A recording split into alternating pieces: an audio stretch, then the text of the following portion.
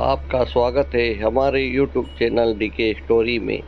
इस ज्योतिर्लिंग की स्थापना मर्यादा पुरुषोत्तम भगवान श्री रामचंद्र जी ने की थी। स्कंद पुराण में इसकी महिमा विस्तार से वर्णित है। इसके विषय में यह कथा कही जाती है, जब भगवान श्री रामचंद्र जी लंका पर चढ़ाई करने के लिए जा रहे थे, तब इसी स्थान पर उन्होंने समुद्र की बालू से शिवलिंग बनाकर उसका पूजन किया था। ऐसा भी कहा जाता है कि इस स्थान पर ठहरकर भगवान राम जल पी रहे थे कि आकाशवाणी हुई कि मेरी पूजा किए बिना ही जल पीते हो। इस वाणी को सुनकर भगवान श्री राम ने बालू से शिवलिंग बनाकर उसकी पूजा की तथा भगवान शिव से रावण पर विजय प्राप्त करने का वर मांगा।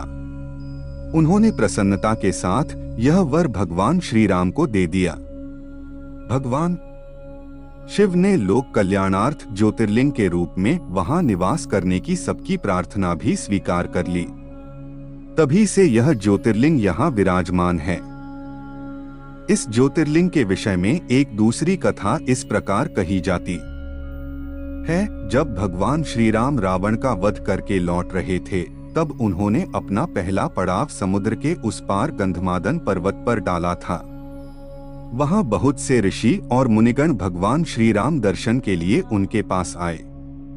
उन सभी का आदर सत्कार करते हुए भगवान राम ने उनसे कहा कि पुलस्त्य के वंशज रावण का धव करने के कारण मुझ पर ब्रह्महत्या का पाप लग गया है। आप लोग मुझे इससे निवृत्ति का कोई उपाय बताइए। यह बात सुनकर वहां उपस्थित सारे ऋषियों मुनियों ने एक स्वर से कहा कि आप यहाँ शिवलिंग की स्थापना कीजिए। इससे आप ब्रह्मा हत्या के पाप से छुटकारा पा जाएंगे। भगवान श्री राम ने उनकी यह बात स्वीकार कर हनुमान जी को कैलाश पर्वत जाकर वहां से शिवलिंग लाने का आदेश दिया। हनुमान जी तत्काल ही वहां जा पहुंचे, किंतु उन्हें उस समय वहां भगवान शिव के दर्शन नहीं हुए।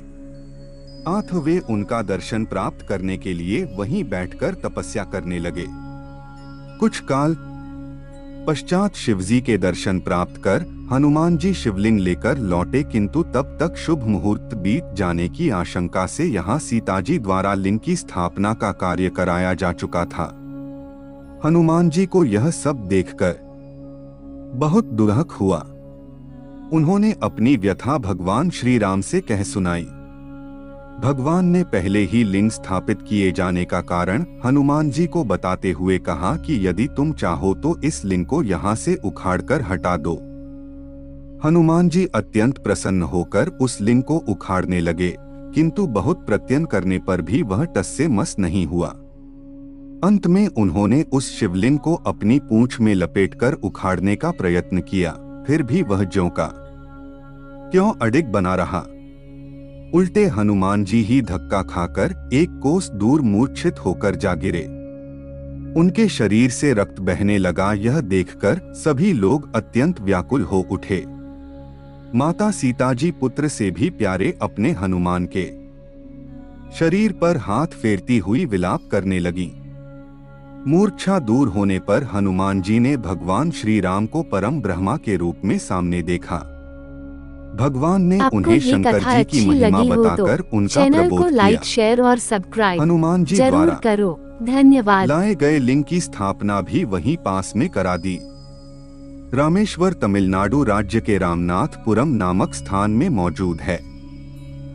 ज्योतिर्लिंगों में से एक होने के साथ यह हिंदुओं के 4 धामों में से एक भी है।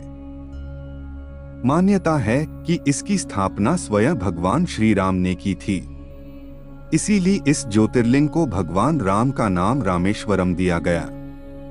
अगर आप भी बाबा भोलेनाथ के सच्चे भक्त हों तो कमेंट में हर हर महादेव जरूर लिखें।